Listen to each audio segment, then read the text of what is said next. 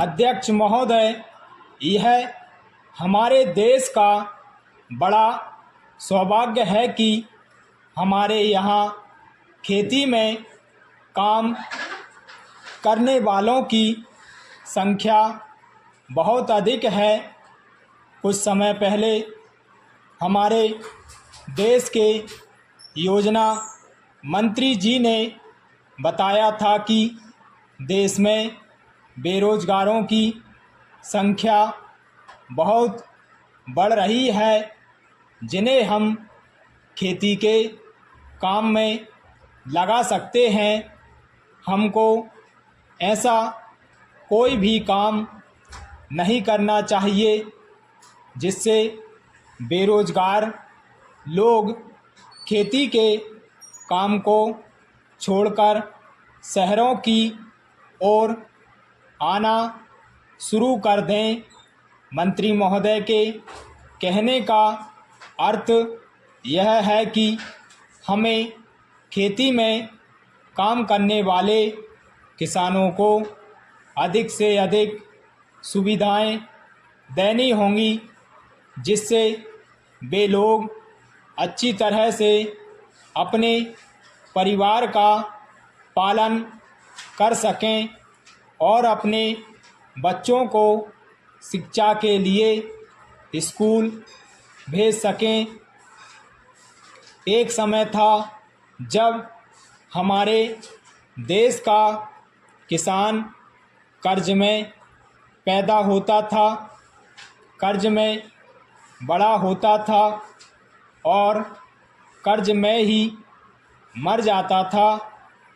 परंतु आज स्थिति अब वह नहीं रही।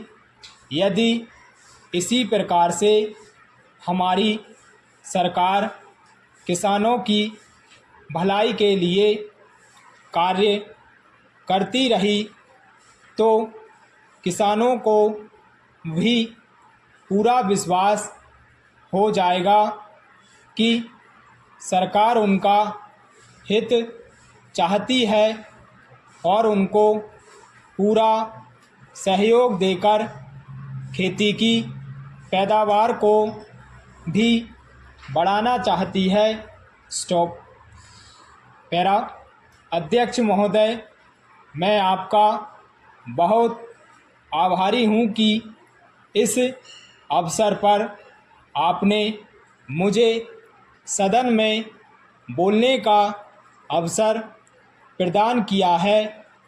यह जो प्रस्ताव सदस्य महोदय ने यहाँ सदन में प्रस्तुत किया है, उस पर दोनों तरफ के लोगों ने अपने अपने विचार प्रकट किए हैं। मुझे बड़ी प्रसन्नता है कि आज दोनों तरफ के लोगों ने एक ही आवाज़ में इस प्रस्ताव का समर्थन किया है। शायद यह पहला अवसर है जब इस प्रस्ताव पर सभी सदस्यों ने अपनी सहमति प्रकट की है। मुझे इस बात का भय भी है कि यह जो प्रस्ताव है उसे मंत्री जी के द्वारा स्वीकार कर लिया जाएगा और उसके बाद देश के किसानों को उनके अनाज का उचित मूल्य भी उनको दे दिया जाएगा। कुछ दिनों के बाद हम में से कई सदस्य आपत्ति करेंगे कि अनाज के भाव बढ़ गए हैं और देश की आम जनता परेशान है, इसलिए कीमतों को कम किया जाना चाहिए।